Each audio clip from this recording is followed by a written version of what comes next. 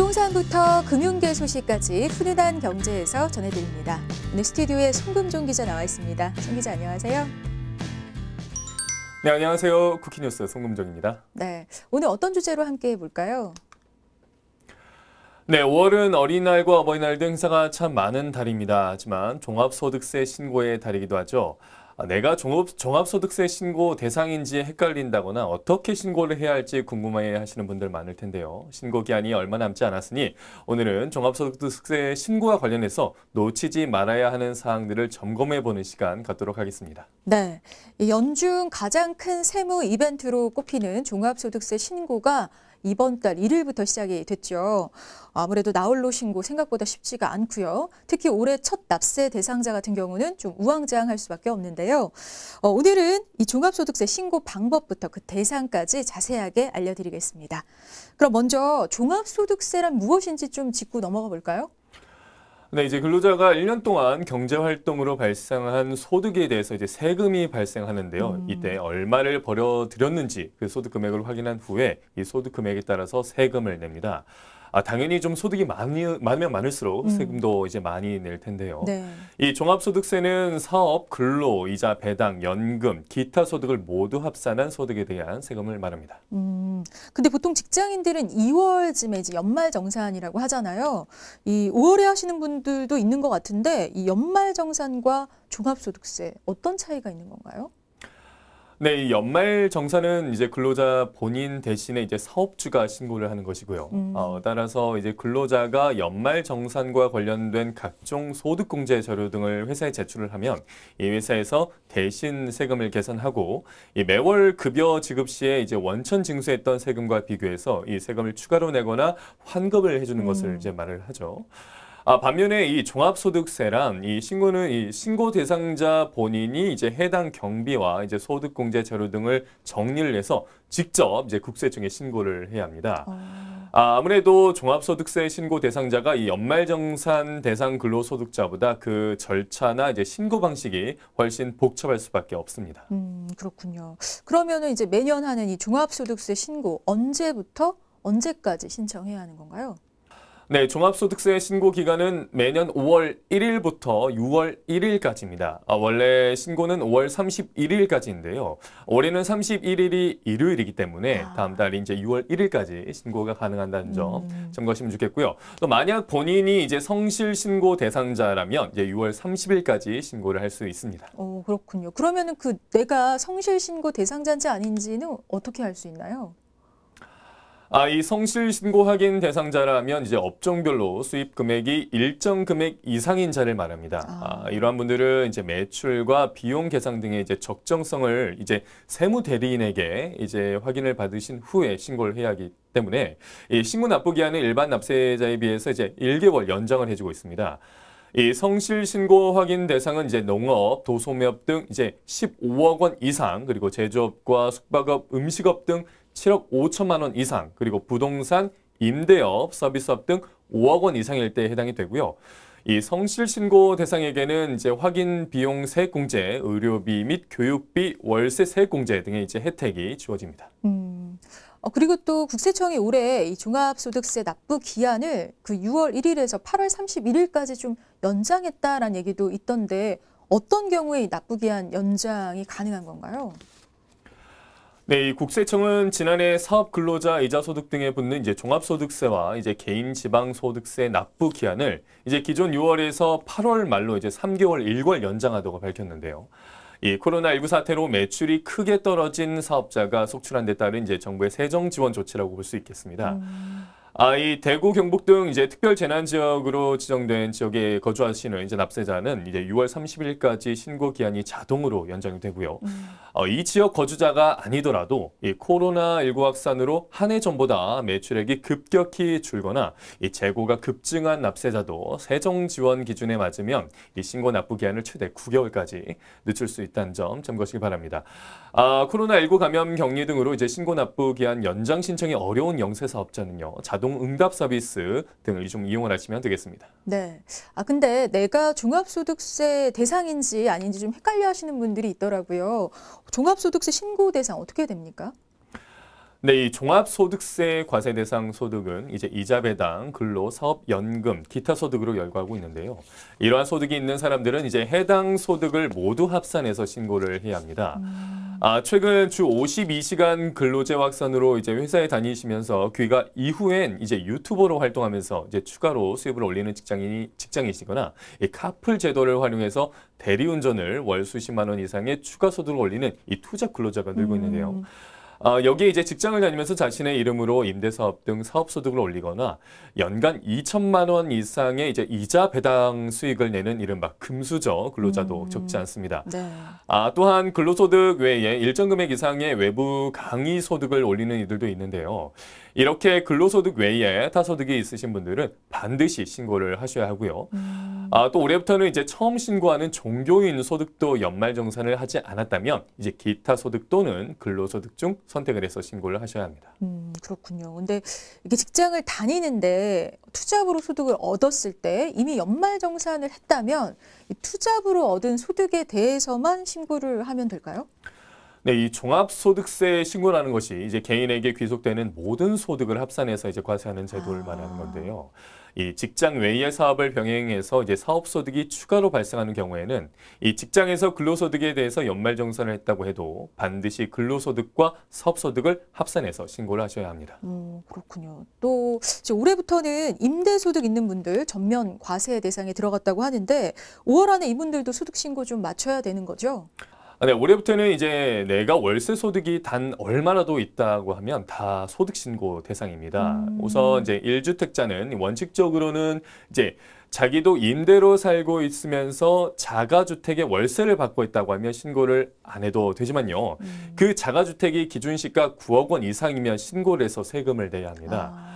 이 2주택자는요, 이 전세를 주고 있는 사람은 괜찮은데, 이 월세를 받고 있는 사람은 그 월세가 얼마가 되든지 꼭 신고를 하셔야겠습니다.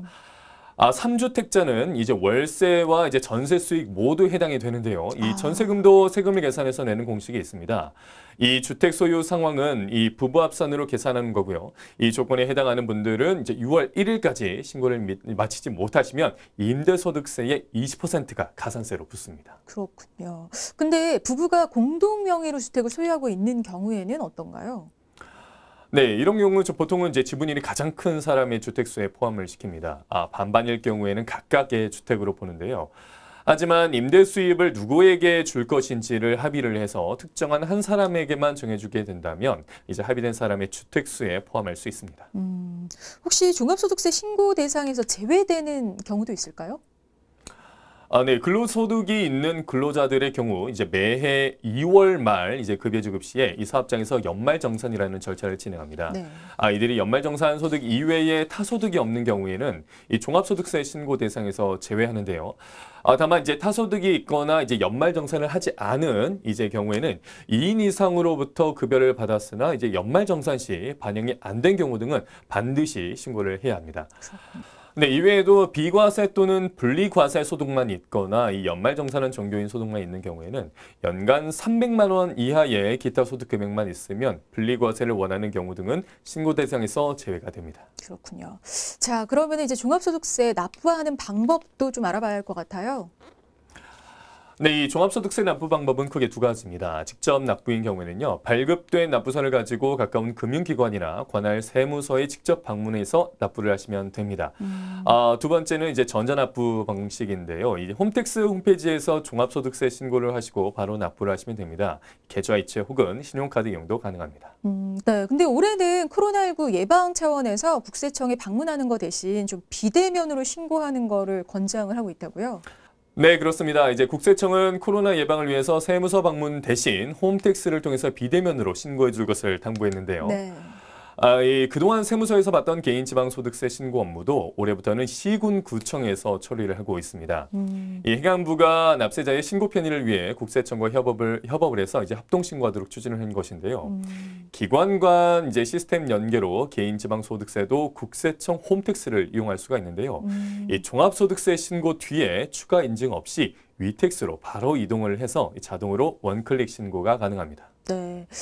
납세자가 또 종합소득세를 직접 전자신고할 경우에는 2만 원의 세액공제 혜택도 있다고 하니까 기억해 두시면 좋을 것 같습니다. 그런데 항상 세무서 방문해서 이제 신고를 하시던 분들이 이거 비대면 신고하려면 참 익숙하지 않고 불편할 수도 있을 것 같아요. 네, 예년에는 이제 종합소득세 신고 기간에 이 세무서마다 상담 인력을 배치를 해서 신고를 도와줬습니다. 네. 그런데 올해부터는 이제 코로나19 사태로 좀 상담이 어렵겠는데요. 음. 국세청은 이제 주택임대소득을 첫 신고하는 납세자라도 이 홈택스의 안내를 천천히 따르면 혼자서도 가능하다라는 이런 입장입니다. 이 국세청은 비대면 신고 동료를 위해서 일반 신고자, 그리고 단순 경비율 신고자, 근로소득만 있는 자, 그리고 종교인 소득만 있는 자, 주택임대 분리과세 신고자로 나눈 이 5개 신고 유형별 전용 화면을 이 홈택스에 제공하고 있습니다. 이 홈택스에 로그인하면 이제 해당 납세자에게 적합한 신고 유형을 자동으로 안내를 해주고 있는데요. 이제 다른 유형도 선택을 할 수가 있습니다. 또 신고 도움 서비스를 이용하면 이제 기장 의무, 그리고 신고에 참고할 수입 금액, 소득 공제 항목 등 올해 신고에 필요한 자료를 확인할 수가 있고요. 이 업종별 유의 사항과 이제 과거 신고 상황을 분석할 수 있는 자료, 그리고 잘못 신고하거나 실수하기 쉬운 사례 등도 이제 열람을 할 수가 있습니다. 이 홈택스 신고 시에 이제 오류 가능성이 큰 항목은요, 이제 팝업 메시지를 띄워서 알려주고 있고요. 또 주요 공제 감면 항목은 이제 납세자가 신고 전에 스스로 검토할 수 있도록 이제 자기 검증용 검토서를 이렇게 제공하고 있습니다. 그래서 네. 이제 신고서 제출 전에 다시 한번 확인할 수가 있겠습니다. 네, 이렇게 여러 가지 도움 자료들이 있으니까 참고하시면서 잘 따라가시면 될 것 같습니다. 자, 그렇다면 이제 종합소득세 신고하기 위해서 어떤 서류들이 필요할까요? 네, 이 납세자별로 유형을 14가지로 분류하고 있는데요. 이 유형별로 기장 의무나 경비율이 모두 다릅니다.